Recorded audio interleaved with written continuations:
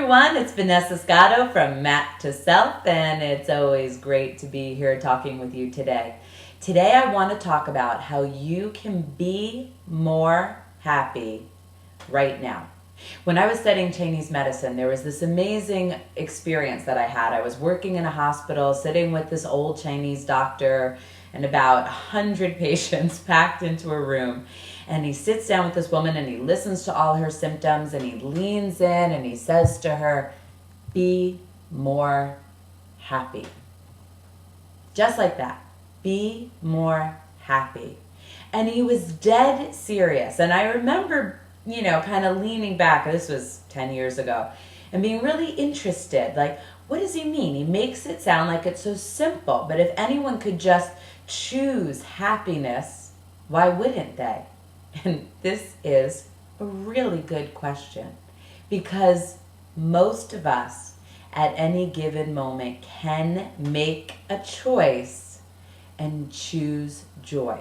Now, there are a lot of pieces to this, and I'll go over in some upcoming videos some of the blocks that some of you out there, and I a little bit in my past had myself, towards experiencing a full, excited, embodied exuberance for life, belly laughter, just the ecstatic experience of being alive because you just ate a delicious piece of key lime pie, or you felt the breeze tickling your skin.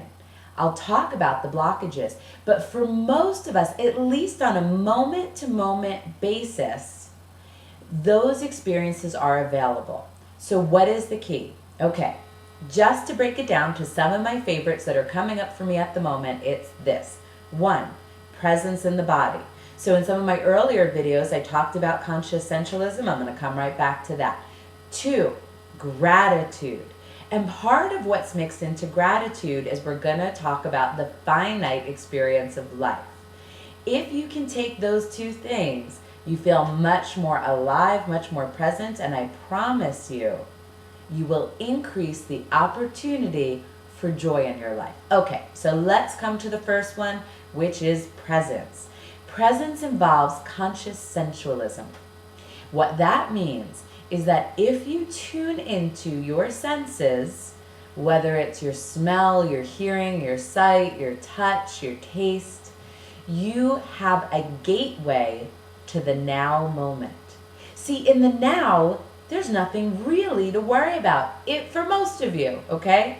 Please, if you're in a war-torn country and you're listening to this, if you're in the middle of domestic violence and you're listening to this, there may be plenty of moments that this isn't true. But for the majority of us, sitting in our apartments like this, the senses are a gateway to the now. And in the now, there are not any problems. There are not bills to pay in the now, and there's not the pain of the past to worry about. What my father did to me when I was young, that's in the past. That doesn't exist right here. And all of the bills that maybe are piling up on your table, that's in the future. What to do with your job, that's in the future. Right here, right now, there's nothing to matter. So you use the senses as a gateway into the body so that you can experience full presence in the here and now.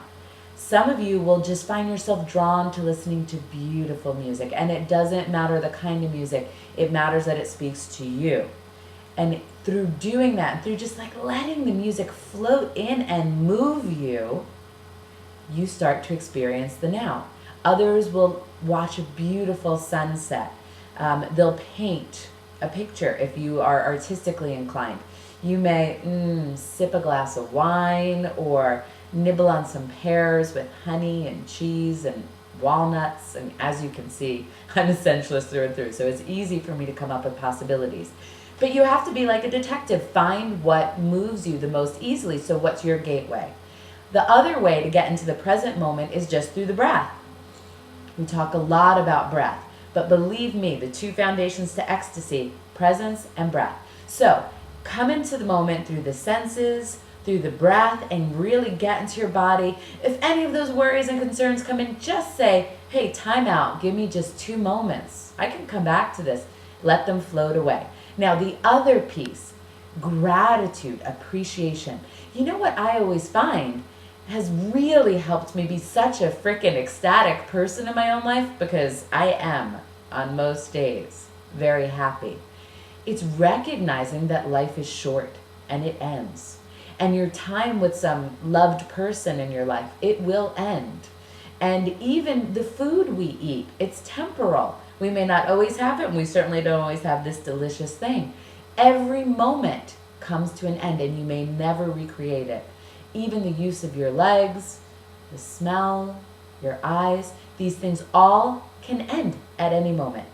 That builds in such a strong sense of appreciation for me, of not taking anything for granted, that boom, brings me into the presence, helps me breathe, and helps me recognize beauty. All of these things speak to your soul.